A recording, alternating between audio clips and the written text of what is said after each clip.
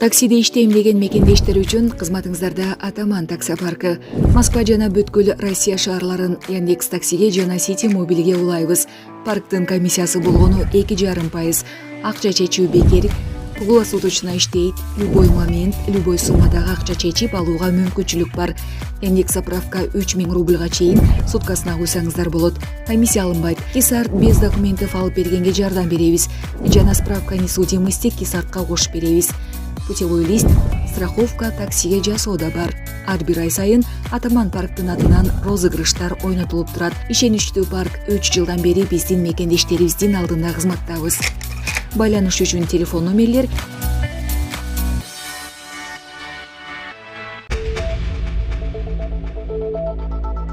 Бишкекте троллейбус менен жарышмакчы болуп каршы тилкеге чыккан айдоочу кайгылуу милиция үн катты. Бүгүн 29 декабрда соц тармакта Бишкектеги номер 212 автобустун айдоочусу троллейбус менен жарышып, андан ашып өтүү үчүн каршы тилкеге чыккандыгы тууралуу видео тарап талкууга алынган. Интернет колдонуучулары милициянын кайгылуу кызматынан айдоочуну таап жазалоо керектигин билдиришкен. Бул окуя боюнча милициянын кайгылуу кызматы билдирүү жасады. Анда автобустун айдоочусу табылып, ага карата жол эрежесин бузгандыгы үчүн 15 000 сом айыппул салынганы белгилүү болду. Булак Супер Кежи.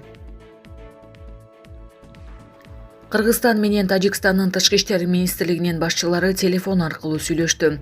Бүгүн 29 декабрда Кыргызстан менен Тажикстандын тышкы иштер министрлери Жээнбек Кулубаев жана Сероджидин Мухридин телефон аркылуу сүйлөштү. Бул тууралуу тышкы иштер министрлигинин басма сөз кызматынан билдиришти. Маалымдалгандай, тараптар кыргыз-тажик алакаларынын күн тартибиндеги маанилүү маселелерин талкуулашкан. Сүйлөшүүнүн жүрүшүндө тараптар өз ара пайдалуу кызматташтыкты мындан ары кеңейтүү жана тереңдетүү максатында биргелешкен ишти активдештирүүгө ниеттенерин билдиришти. Булак Супер Кежи.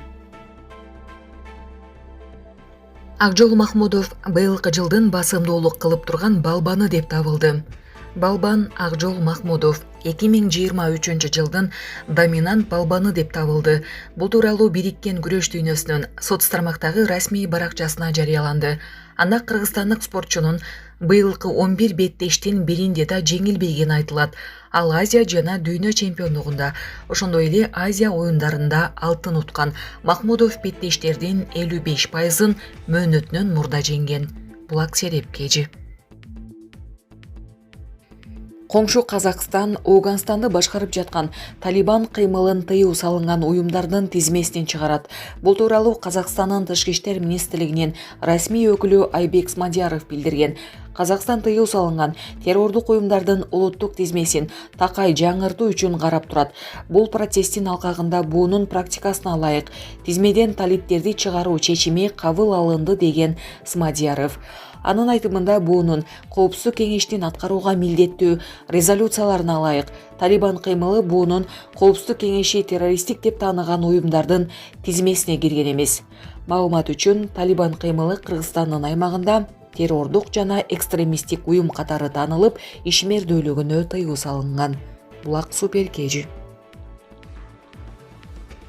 Түркияда тумандан улам 7 унаа кагылышып, 10 адам каза болду. Түркиянын түндүк батышында 7 унаанын катышуусунда жол кырсыгы катталып, 10 адам каза болуп, 59-у жаракат алганын ТРТ хабар агенттиги кабарлады.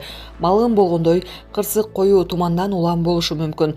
Сакария шаарынын башкы прокуратурасы билдиргендей, көзөмөл органы жол кырсыгына катышкан 7 унаанын, анын ичинде 3 автобустун жана 1 жүк ташуучу унаанын айдоочуларын кармоого санкция берди. Буга чейин 6 айдоочу кармалган, жабыркаган 1 айдоочу ооруканага жаткырылган. Дарылангандан кийин кармалат. Саламаттыкты сактоо министри Фахреттин Кожа кырсыктын кесепетинен жабыркаган 59 кишинин 8-нин абалы оор экенин билдирди.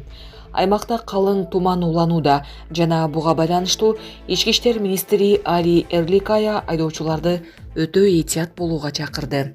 Булак Супер Кежи. Дин иштери боюнча комиссия мечиттер эмнеге жабылып жатканын түшүндүрдү. Кыргызстанда мечиттер убактылуу гана ишин токтотууда. Бул тууралуу жогорку кеңештин жыйынында дин иштери боюнча мамлекеттик комиссиясынын директору Тойгонбай Абдыкаров билдирди.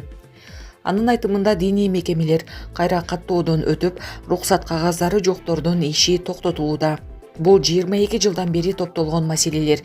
Биз бир дагы мечитти жапкан жокпуз. Мисалы ошто 5 жабылса, 4 азыр кайра ачылды. Биз аларга кагаздарын тез иреттеп, керектүү документтерди алууга жардамдашып жатабыз, дейт Тойгонбай Абдыкаров. Булак Назар Ньюс KG. Кыргызстандын Куржунунда ушул тапта кумтөрдөн алынган 50 тонна алтын бар. Бул тууралуу президенттин маалымат кызматынын жетекчиси Дайырбек Орунбеков жазды. Ал кумтөрдөн түшкөн кирешени Кеңге Республика өзү ээлик кыла баштагандан кийинки учур менен салыштырган.